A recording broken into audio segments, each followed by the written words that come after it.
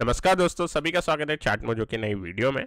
आज के सेशन के अंदर निफ्टी ने फिर से एक अटेम्प्ट किया था अपना ऑल टाइम हाई ब्रेकआउट करने का, लेकिन यह अटेम्प्ट में फिर से आज एक थोड़ा सा अनसक्सेसफुल हुआ।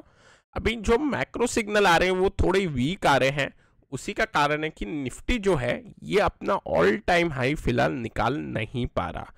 अब नेक्स्ट सेशन के अंदर एक एक्सपायरी भी है आने वाले जो सेशन में, तो एक वोलेटाइल मूव की अभी एक्सपेक्टेशन है। अब या तो यहाँ पे एक अपसाइड मूव बन सकती है या तो फिर एक डाउनसाइड थोड़ी सी बड़ी मूव बन सकती है, लेकिन करेक्शन की जैसे नहीं देखेंगे क्योंकि एज सच अभी तक स्ट्रक्चर अच्छा है। मिड कैप ने काफ़ी अच्छा परफॉर्म किया आज, और हम जैसे कह रहे थे कि मिड कैप नया हाई लगा लेगा अगर वो एक बड़ी रेड कैंडल के हाई के ऊपर निकलेगा तो। ओके, तो क्विकली मैं यहाँ पे लगा देता हूँ चार्ट, तो हम यहाँ पे देख पाएंगे जिससे कि मिड कैप का चार्ट हम देख रहे हैं कि क्लियर एक ब्रेकआउट यहाँ पे दिखाई दे रहा है।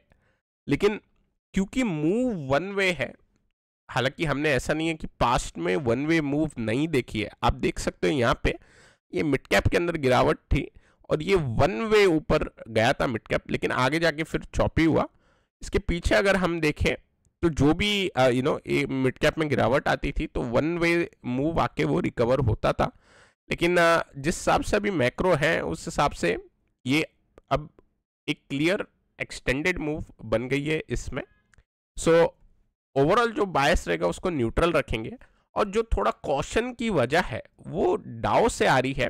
ये देखो दोस्तों, यहाँ पे डाउ ने ये जो चैनल का ब्रेकआउट दिया, चैनल के ब्रेकआउट के बाद फिर से 40,000 का लेवल पे एक डबल टॉप टाइप पैटर्न छोटे टाइम फ्रेम में बनेगा। अगर मैं आर्ली चार्ट लगाता हूँ या 2 आवर चार्ट लगाता हूँ तो यहाँ पे डबल टॉप पैटर्न आपको दिखाई देगा बनते हुए, और उसका ब्रेकडाउन के नीचे ये कंसोलिडेट कर रहा है।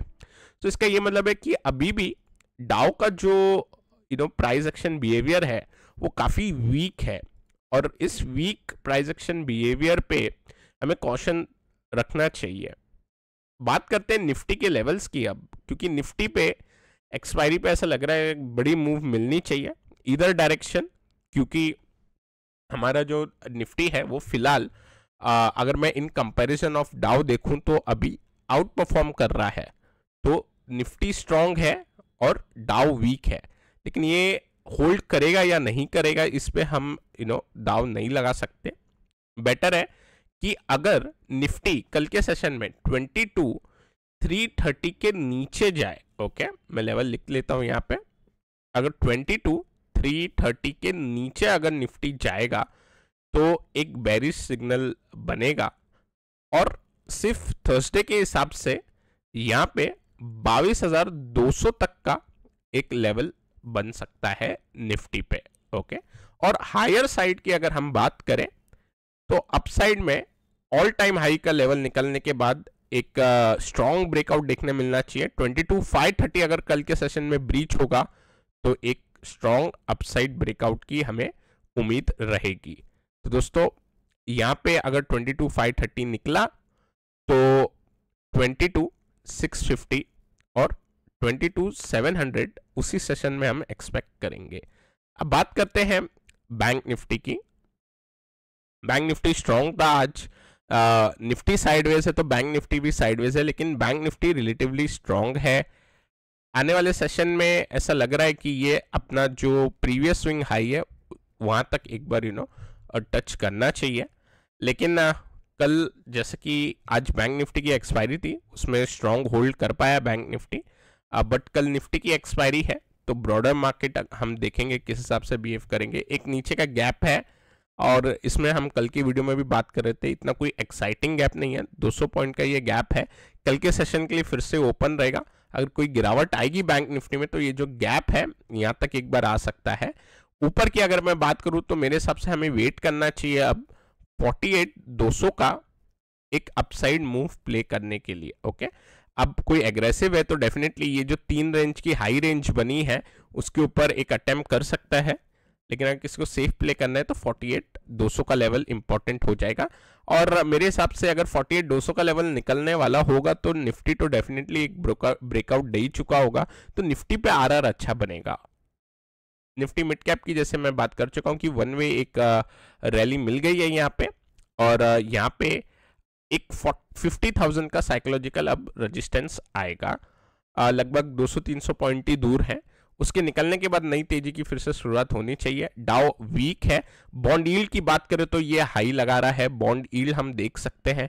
तो दिक्कत जो आ रही है वो इन फैक्टरों के कारण आ रही है। बॉन्ड यील्ड ऊपर है, डॉलर इंडेक्स अपना 105 का ब्रेकआउट देके फिलहाल होल्ड कर रहा है। यहाँ पे ये इंपॉर्टेंट रहेगा कि 105 के नीचे आ जाए, लेकिन 105 के ऊपर जाएगा तो प्रेशर बनेगा। और ब्रेंड की अगर हम बात करें तो ब्रेंड भी स्ट्रांग है। आपको अगर ध्यान होगा तो हम कई वीडियो से बोल रहे हैं कि ब्रेंड अब स्ट्रांग है और $90 तक पहुंच सकता है। आज के सेशन में हमने ऑलमोस्ट वहां तक इसको पहुंचते हुए भी देखा। अब इसके बाद का लेवल है 95, लेकिन 90 तक एक इम्पॉर्टेंट प्राइस एक्शन के बिहेवियर पे लग रहा था, उस हिसाब से हमें ये दिखाई दिया। तो ब्रेंड के अंदर भी वो चीज़ होते हुए दिखाई दी। अब बात करते हैं ये जो मैक्रो है, ठीक है, मैक्रो थोड़े जो वीक हुए हैं। गोल्ड भी बाय द वे हाई पे ही है, और आज के दिन पॉवेल की स्पीच भी है, तो उनकी स्पीच में से लोग क्यूज निकालने की कोशिश करेंगे। हमारा काम ये रहेगा कि मॉर्निंग में मार्केट देखेंगे, अगर गैप अप खुलता है तो उस हिसाब से बिहेव कर सकते हैं, थोड़ा रुक के। लेकिन अगर गैप डाउन खुलता है तो थोड़ा कॉशन तो है ही, क्योंकि मैक्रो के जो बाकी वेरिएबल है वो थोड़े गड़बड़ हैं फिलहाल। बात करते हैं हमारे काउंटर की। ओके, काउंटर में से एक काउंटर मजगांव डॉक। देखो दोस्तों, कल तो हमें ब्रेकआउट नहीं मिला था, आज के दिन ब्रेकआउट पे काफी एक स्ट्रॉन्ग मूव दिखाई दी विद गुड वॉल्यूम। तो आपको ये चीज पहले पता थी कि 2050 के ऊपर एक स्ट्रॉन्ग ब्रेकआउट है रिवर्सल वाला, और ये चीज हमने आते हुए देखी। तो क्रेडल पैटर्न ने अच्छे से काम किया, इसको मैं टिक मार्क कर देता हूं। ओके, अब क्रेडल पैटर्न में अगर आप बोलोगे सर क्रेडल पैटर्न का एसएल टारगेट क्या रहता है, तो अधिकतर जो हाइट होती है, आई मीन जो पैटर्न जितने लेंथ में फॉर्म होता है उसी लेंथ को ऊपर आप रखते हो इनिशियल लेवल्स के लिए। तो इनिशियल लेवल्स तो हो गए, लेकिन आगे रिवर्सल में जैसे मूव बनती है, थोड़ा कंसोलिडेट करके हायर हाई हायर लो, वैसी उम्मीद रहेगी, क्योंकि मिड कैप अभी अच्छा परफॉर्म कर रहा है। अभी निफ्टी की एक्सपायरी के कारण अगर मार्केट नीचे आता है तो इतना कुछ डरने वाली बात नहीं होनी चाहिए। बात करते हैं अल्ट्राटेक सीमेंट की, जो कल हमने डिस्कस किया। ये सीधा ही गैप अप खुला। ओके, 200 पॉइंट गैप अप खुलने के बाद इसने अपना गैप फिल कर दिया। अब इसके अंदर इंपॉर्टेंट होगा 9,800 का लेवल। इसके नीचे अगर जाएगा तो ये खराब हो जाएगा चार्ट पैटर्न। ओके, और इस वीडियो के लिए अब मैं कोई नया काउंटर नहीं बता रहा। किस काउंटर पे फोकस करेंगे, जो है उसी पे देखेंगे। बाय द वे बीएससी भी बढ़ रहा है, आईआरसीटीसी अपना स्विंग हाई पे पहुंच गया, ठीक है। तो जो ओल्ड काउंटर है उसमें देखेंगे अंबुजा सीमेंट, हमने यहाँ पे ब्रेकआउट सून पे कवर किया था। ये भी अपना जो सिमेट्रिकल ट्रायंगल का जो आपकी जो लेंथ होती है उसको कवर ऑलमोस्ट कर चुका है। थोड़ा सा इसके अंदर एक हल्का सा लेवल थोड़ा रह गया, एक दिन और तो ये भी हो जाएगा। सो ओवरऑल काउंटर अच्छा बिहेव कर रहे हैं, लेकिन नेक्स्ट एक दिन के लिए मैं थोड़ा कॉशन रखना चाहता हूँ। निफ्टी की एक्सपायरी भी है।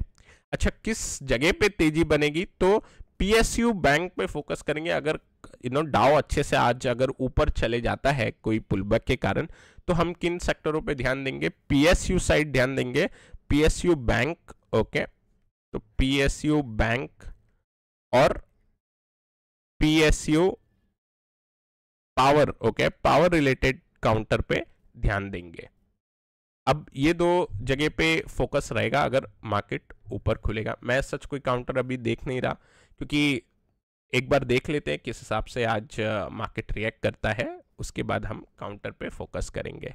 तो दोस्तों, आई होप कि आपको ये वीडियो पसंद आ रहे होंगे, और हमारा मेंटरशिप भी स्टार्ट होगी इस हफ्ते, तो आप देख सकते हैं, लिंक डिस्क्रिप्शन में है। अगर लगता है आपको लर्निंग एक्सेलरेट करनी है तो डेफिनेटली ज्वाइन कीजिए। मैं आशा करता हूँ आपको ये वीडियो पसंद आया होगा। पसंद आया तो लाइक करें, नए हमारे चैनल पे तो सब्सक्राइब करना ना भूलें। Till then take care, I will meet you in the next video.